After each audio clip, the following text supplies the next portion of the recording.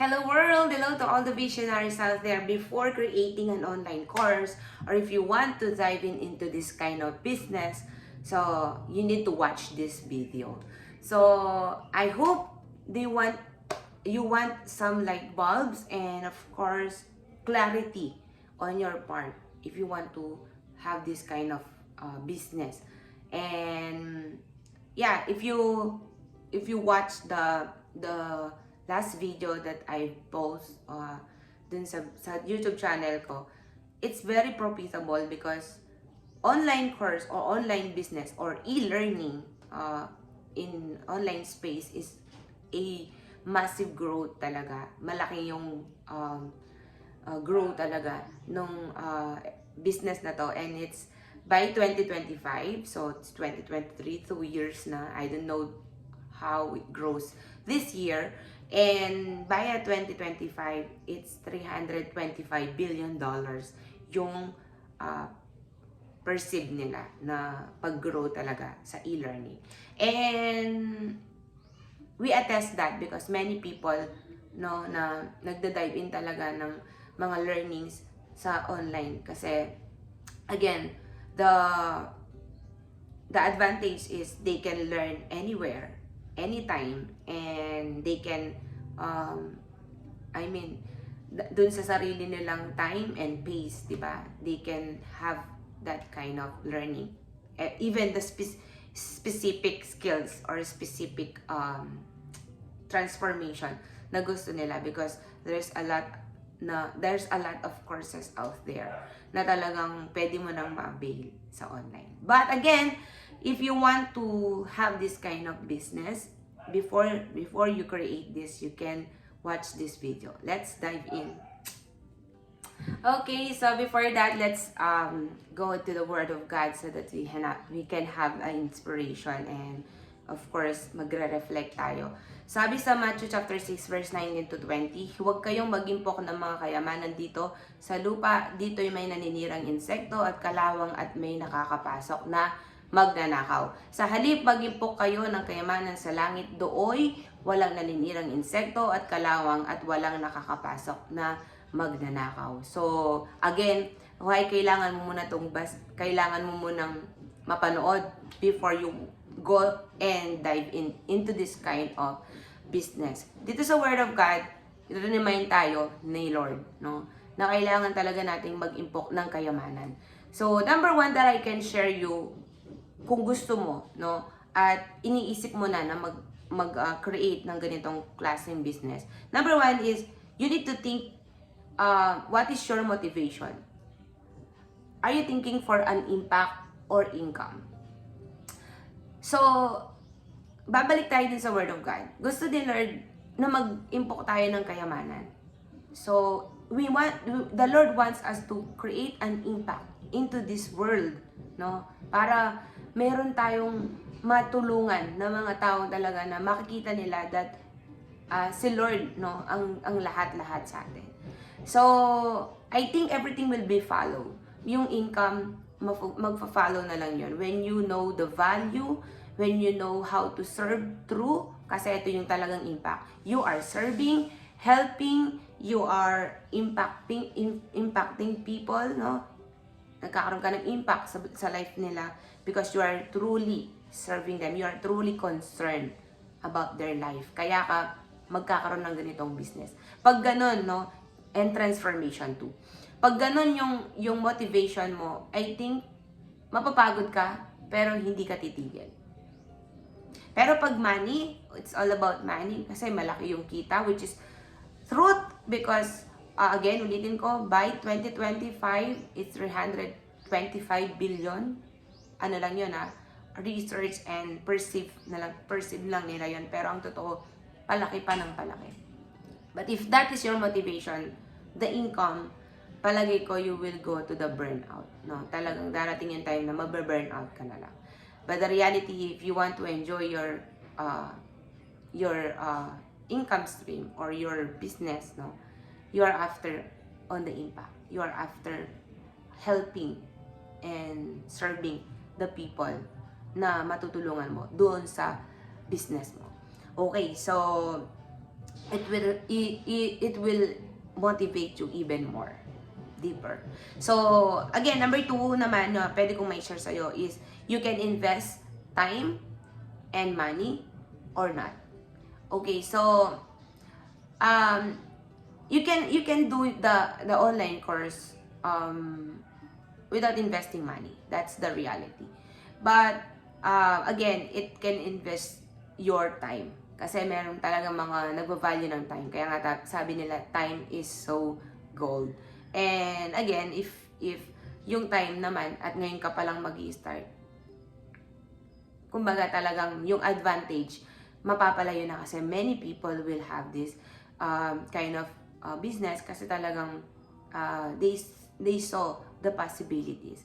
But again, investment kasi, meron talaga na minsan napipigilan sila dun sa mga investment. Kasi meron silang iniisip na paano sila magkaroon ng funnel, yung sales funnel, paano sila magkaroon ng landing page para magkaroon sila ng maraming mga ideal customer or target market, or paano sila magkaroon ng traffic, so nagbabayad sila ng mga ads payment, no? But I have the method, no, that I've learned that you can have a leads and target market, no, na may organic talaga, organically. So it takes time naman yun. Nag-invest ako ng maraming time. So, I've learned a lot. But, I take also pala a course. Yan. Nag-take ako ng course so that I can learn those things. Pero, again, it can have both. You can invest time and money so that talagang may clarity, and kasi talagang hindi ka naman pwedeng mag-dive in sa isang business na hindi mo siya naiintindihan. That's why naiintindihan ko yung mga ibang nakakausap ko through my interview that they cannot dive in unless hindi nila maintindihan. But again, if you want to learn this kind of business, you can hire or you can take a course na makakatulong sa'yo talaga para magkaroon ka ng right foundation and a fuel to move forward. So, fuel to move forward. So, again, I have the program na talagang makakatulong sa'yo na mag-package ng mga expertise and learning skills mo. Because I know, I call that purpose accelerator kasi naiintindihan ko na mas importante talaga yung pinapagawa ni Lord kaysa dun sa mga problema natin. Hindi tayo makapag-advance ng kingdom ni Lord kasi meron tayong mga financial problem, meron tayong mga income stream problem, and also the impact, no, na meron tayo. Kasi nga iniisip natin ano ba yung pwede nating gawin para magkaroon tayo ng fuel, which is the income and also financial breakthrough. But again, I have that program if you want to have this kind of business. Again, gusto ko na pakaintindihin mo muna before, no, na mag-dive in ka. Kasi I'm not after any payment na hindi ko talaga siya matutulungan, no? And if you want this kind of transformation that I can give you is free up your time and helping you to have a impactful business, and it's a purposeful business talaga because it will align to your true to life stories, experience, and learnings. Yan. So, again, ulitin ko, if you want to invest time or money, or you can do both so that it can accelerate you. Number 3 is creating a courses is not a get rich quick. That's the reality. It will not get you rich quick. Hindi siya kagaya ng marami mga opportunity.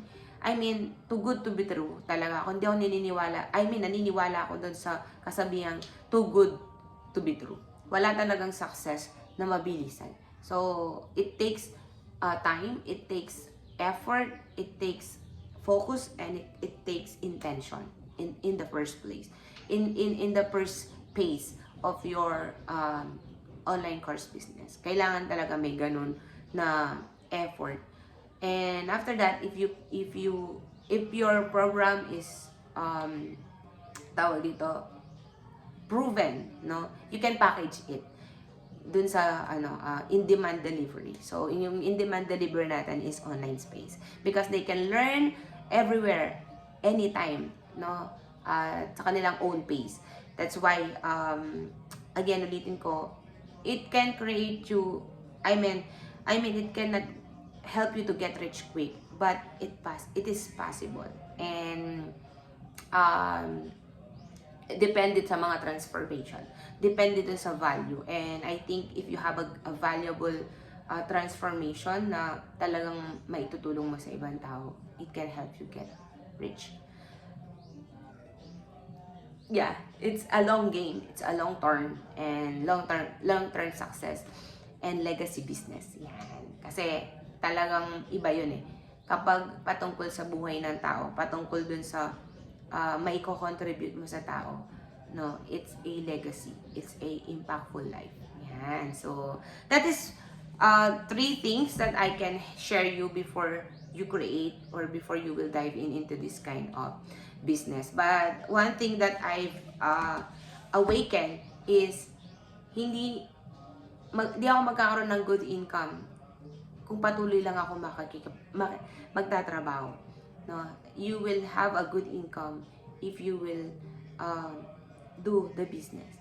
And this generation, this ages, no, dito sa panahon natin ngayon, daming opportunity. So many people doing their stuff, doing their things, no, nagki-create sila ng mga online courses nung kung ano-ano.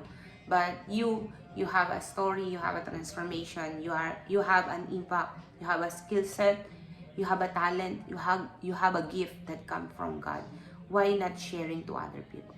Why not showing up so that you can help those people? Again, if you want to learn, or you are nag-decide ka na talaga na magkaroon ng ganitong klaseng business, no, I'm here to help you. So if you want to have a lot of light bulbs also and learnings and inspiration about this kind of business, you can subscribe into my YouTube channel, and please share the video, especially to the G12 people, because they are my specific people na talagang gustong tulungan, so that they can have the true transformation. And also, if they are finding some income na talagang makakatulong sa kanila, I think this will be a big help. Especially, we are after always dun sa impact na maitutulong natin sa maraming tao. Okay, so again, this is Jhem Salcedo, a online course business owner, and I'm here always to help, inspire, and motivate you so that you can do your higher calling. No, winning, consolidating disciple, and sending people. We are here to love God and to love the people around us. God bless you, and see you around.